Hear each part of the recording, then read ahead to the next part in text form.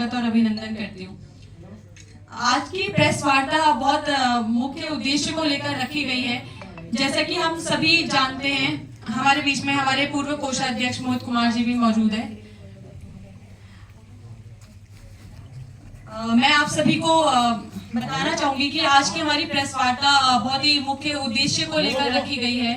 आगामी 7 तारीख को हमारे एमबीबीजी कॉलेज के और पूरे स्टेट के भी एमबीबीजी कॉलेज जो सबसे बड़ा कॉलेज माना जाता है, हमारे 7 तारीख को आगामी छात्र चुनाव है। और इस छात्र चुनाव में जो भूमिका जो अभी तक सभी चीजें हुई हैं उससे आप सभी भली भांति परिचित हैं।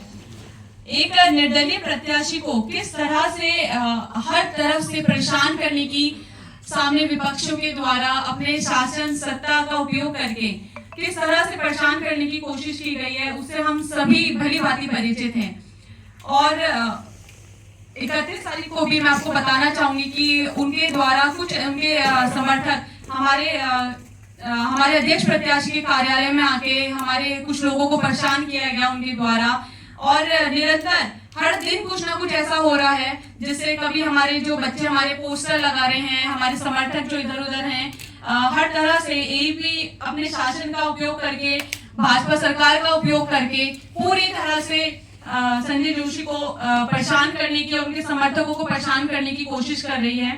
तो बस आप सभी के माध्यम से एक ये बात कहना चाहेंगे कि हम बस ये चाहते हैं कि जो 7 तारीख को चुनाव है, लिंग 2 में एक नियम है कि जब भी चुनाव हो तो वो प्रेस रिकॉर्डिंग के अंतर्गत हो। तो हम आप सभी के माध्यम से शासन से, प्रशासन से और हमारे कॉलेज प्रशासन से एक अपील करना चाहते हैं कि इस बार के शासन चुनाव में बाहर और अंदर और जो जहाँ पर वोटिंग करके कहीं ऐसा ना हो कि एक निष्पक्षता से चुनाव ना हो पाए। तो हम बस ये चाहते हैं कि रिकॉर्डिंग के माध्यम से और सभी की निगरानी में वो चुनाव हो, जिससे हम एक संतुष्टि से चुनाव परिणामों को स्वीकार कर सकें। बस हम यही चाहते हैं। और क्योंकि पहले भी हमने देखा है, मेरे खुद के चुनाव में भी मेरे आंखों के सामने 200 से 250 आईडी कार्ड मेरे सामने अंदर आए थे।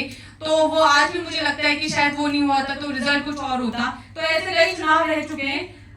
इसी के साथ मैं अपनी बात आगे पहुंचाना मैं चाहती हूँ कि हमारी शासन अध्यक्ष रश्मि लमगड़िया अपनी बात रखें। और जो भी मैं इस प्रेस कॉन्फ्रेंस के माध्यम से मैं एक अपील लेकर आई हुई हूँ। अपील है परसों 7 नवंबर को छात्र चुनाव है और एमबीबीजी महाविद्यालय का छात्र चुनाव उत्तराखंड का देहरादून के बाद दूसरा सबसे बड़ा चुनाव माना जाता है। और इसे हम लोग लोकतंत्र की पहली सीढ़ी कहें, शायद यह बात गलत नहीं है।